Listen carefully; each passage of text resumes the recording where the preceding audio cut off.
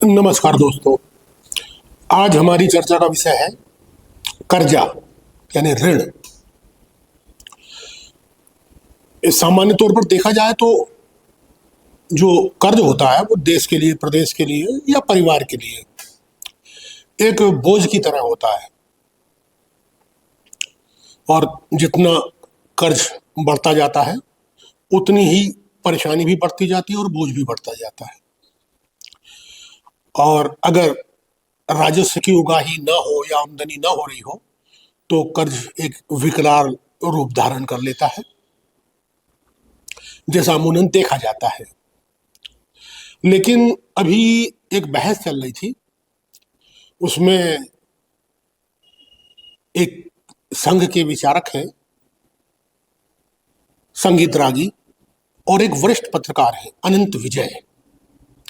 संगीत रागी दिल्ली विश्वविद्यालय में प्रोफेसर हैं और अनंत विजय काफी लंबे समय से पत्रकारिता कर रहे हैं और पहले वो न्यूज चैनलों में थे और उसमें वो सरकार की आलोचना समालोचना करते थे।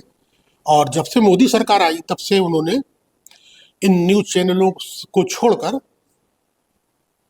विपक्ष की आलोचना करना शुरू कर दिया है और सरकार की तारीफ करना शुरू कर दिया है। ये अनंत विजय की पहचान है। अब हम बात करते हैं, उन्होंने एक बहस में कहा, राष्ट्रीय चैनल पर एक बहस चल रही थी, उसमें उन्होंने कहा कि जो कर्ज होता है वो प्रगति का द्योतक है, वो बताता है कि देश कितनी प्रगति कर रहा है। अमूमन आम जनता और सभी अर्थ जानकारी जानते हैं कि राज्य पर हो या देश पर हो जो कर्ज होता है वो ठीक नहीं होता और उससे बहुत सारी विकृतियां उत्पन्न होती हैं।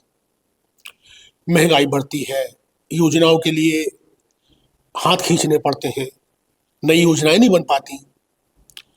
और जब ये स्थिति बढ़ती है और अगर राजस्व उगाही न हो तो फिर महंगाई बढ़ती है, आम जनता पर बोझ पड़ता है, रोजगार के अवसर सीमित होते हैं, कम होते हैं। ऐसा मानना है कि कर्ज इन कारकों का एक बड़ा कारक है। लेकिन इन दोनों महानुभाव ने एक बहस में कहा कि कर्ज तो बहुत उन्नति की, प्रगति का द्योतक है, वो बताता है कि देश कितनी उन्नति कर रहा है। तो मैंने भी समझने की कोशिश की कि प्रधानमंत्री कह रहे हैं कि राज्यों को कर्जों पर लगाम लगाना चाहिए, अपने राजस्व को बढ़ाना चाहिए, और क्योंकि इससे बहुत परेशानी होती है और आर्थिक व्यवस्था बिगड़ती है। अमूमन अभी देखा जाए तो जहां केंद्र के ऊपर लगभग 3.25 लाख करोड़ का कर्ज बताया जाता है, यानी 275 लाख करोड़ का, उसी तरह राज्यों का जो अधिकतर राज्योों का जो बजट है उसकी सीमा को भी कर्ज पार कर चुका है। यानी जो राज्य बजट बनाता है कर्ज उससे ज्यादा हो चुका है और कई राज्य 20%, 30% जो अपना राजस्व है वो कर्ज देने में लगा रहे हैं। और स्थिति बहुत खतरनाक मानी जाती है, बहुत कहना चाहिए कि बहुत विकट स्थिति मानी जाती है कि अगर किसी सरकार को 20 से 30% का जो किस्त है कर्ज की वो देनी पड़े, ये विकराल स्थिति है। तो और प्रधानमंत्री का भी यही मानना है। तो प्रधानमंत्री के उलट इन दोनों महानुभाव की जो राय थी वो ये थी कि कर्ज तो देश की प्रगति का आधार है और बताता है कि देश कितनी प्रगति कर रहा है। ये बात समझ से बाहर है कि उन्होंने क्यों कहा। और उसके बाद उन्होंने जो भारतीय जनता पार्टी के अधिकृत प्रवक्ता थे उनसे एंकर ने पूछा कि क्या आपकी भी यही राय है। तो जो अधिकृत प्रवक्ता बैठे हुए थे उन्होंने भी कहा कि हाँ हाँ ये सही कह रहे हैं। मतलब अब ये मान लेना चाहिए कि जो कर्जों की चर्चा होती है कि प्रदेश पर कितना कर्ज है और देश पर कितना कर्ज है, उसे बंद कर देना चाहिए उन दोनों महानुभाव की राय के अनुसार, क्योंकि ये तो प्रगति का आधार है और प्रगति बताता है देश की और प्रदेश की कि प्रदेश कितनी प्रगति कर रहा है। उसमें उन्होंने एक उदाहरण दिया। तो एंकर ने पूछा कि आप कैसे कह सकते हैं कि ये कर्ज जो है प्रगति का आधार है। तो उन्होंने कहा कि देखिए अमेरिका ने कितना कर्ज ले रखा है, उन्हें पता नहीं होगा, फिर भी उन्होंने अपना आंकड़न बता दिया कि अमेरिका ने इतने ट्रिलियन कर्ज ले रखा है और वो देखो विश्व का सिरमौर है। अब इन महानुभाव की जो बुद्धि है, ये सब ज्ञानी है और इसे इनकार नहीं किया जा सकता, क्योंकि एक का लंबे समय तक प्रोफेसर के पद पर रहना और उसके बाद एक का पत्रकार होना, लेखक होना और आलोचक समालोचक होना, इनकी किसी तरह से इनकी जो बुद्धिमत्ता है उस पर संदेह पैदा नहीं किया जा सकता।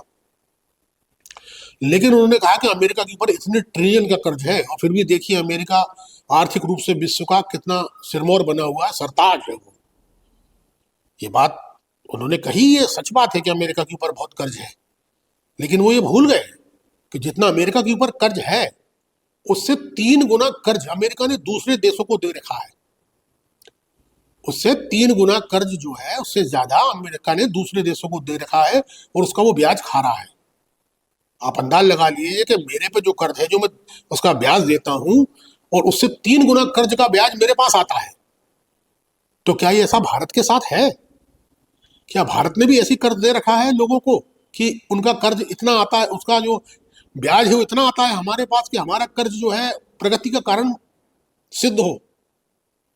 ये एक बहुत ही कहना चाहिए कि विडंबना है कि कुछ भी दिखाया जा रहा है, कुछ भी समझाया जा रहा है, कुछ भी बताया जा रहा है इस देश की जनता को कि कर्ज तो प्रगति का कारण है।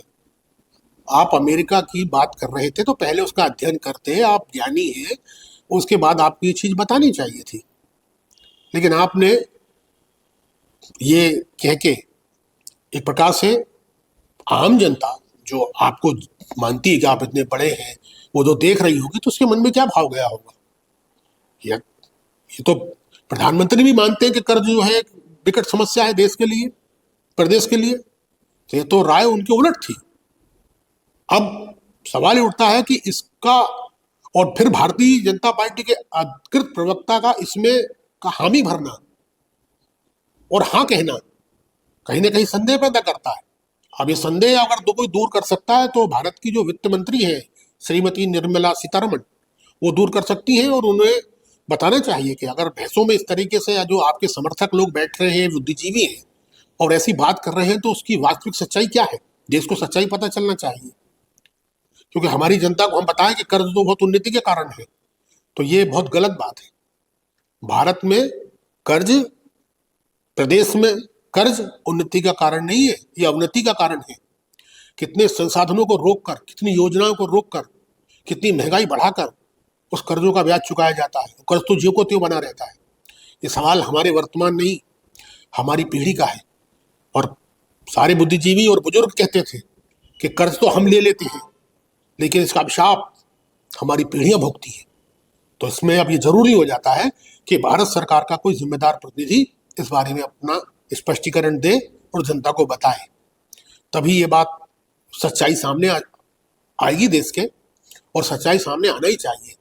क्योंकि इस तरह का भ्रम फैलाना देश हित में नहीं है, समाज के हित में नहीं है और आर्थिक हित में नहीं है। और इसकी सच्चाई भारत सरकार को बतानी चाहिए या ऐसे लोगों पर लगाम लगानी चाहिए जो इस तरह का भ्रम फैलाते हैं राष्ट्रीय चैनलों पर बैठकर। धन्यवाद दोस्तों, हमारे प्रोग्राम आपको कैसा लगा आप जरूर बताएं।